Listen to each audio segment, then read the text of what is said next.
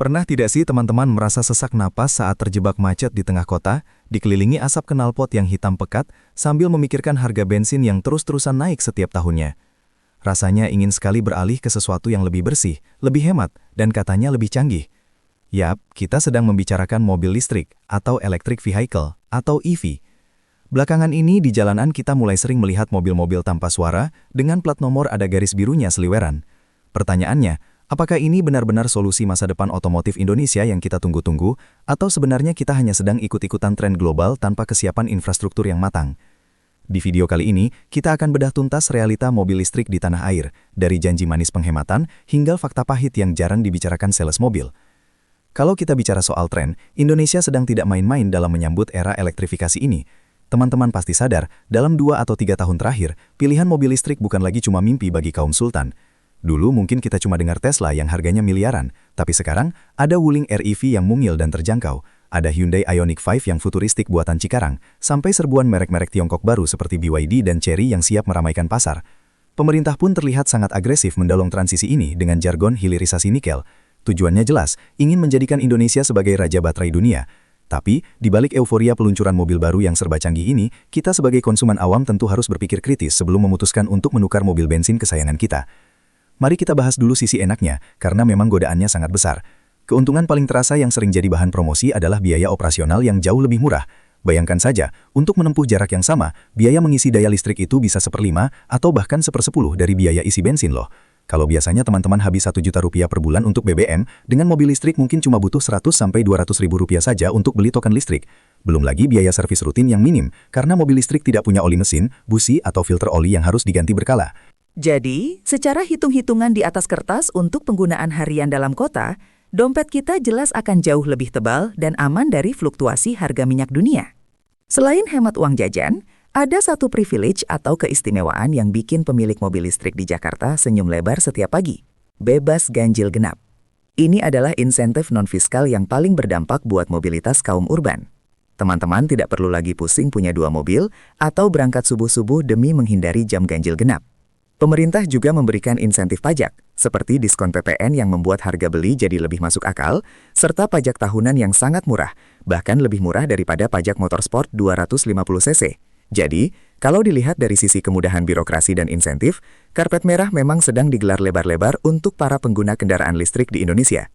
Tapi, tunggu dulu, hidup kan tidak seindah brosur pameran otomotif. Ada tantangan besar yang menjadi gajah di pelupuk mata, yaitu harga beli awal yang masih relatif tinggi bagi mayoritas masyarakat Indonesia. Meskipun sudah ada pilihan yang lebih murah, rata-rata mobil listrik yang nyaman untuk keluarga masih berada di kisaran harga 600 juta ke atas. Bandingkan dengan mobil LMPV bensin sejuta umat yang harganya di angka 250–300 jutaan. Selisih harga awal ini butuh waktu bertahun-tahun untuk bisa balik modal dari penghematan bensin tadi. Jadi, bagi teman-teman yang budgetnya pas-pasan atau kaum mendang-mending, mobil listrik saat ini mungkin masih terasa sebagai barang mewah, bukan kebutuhan pokok transportasi. Masalah kedua yang sering bikin orang maju mundur adalah range anxiety atau kecemasan akan jarak tempuh. Jujur saja, infrastruktur pengisian daya atau SPKLU, stasiun pengisian kendaraan listrik umum, di Indonesia belum merata, terutama kalau kita keluar dari kota-kota besar di Pulau Jawa. Membayangkan mudik lebaran dengan mobil listrik masih menjadi tantangan tersendiri. Kalau pakai mobil bensin, habis bensin tinggal melipir ke SPBU yang ada di mana-mana, isi 5 menit, jalan lagi. Kalau mobil listrik, kita harus cari SPKLU yang kadang antre, kadang rusak, dan butuh waktu setidaknya 30–60 menit untuk fast charging. Buat teman-teman yang jiwanya petualang dan suka road trip dadakan ke pelosok, keterbatasan ini jelas jadi pertimbangan serius yang tidak bisa diabaikan. Lalu, mari kita bicara soal isu lingkungan yang katanya menjadi alasan utama peralihan ini. Apakah mobil listrik di Indonesia benar-benar hijau? Jawabannya, ya dan tidak. Benar, mobilnya tidak mengeluarkan asap knalpot di jalanan, jadi udara kota besar akan lebih bersih.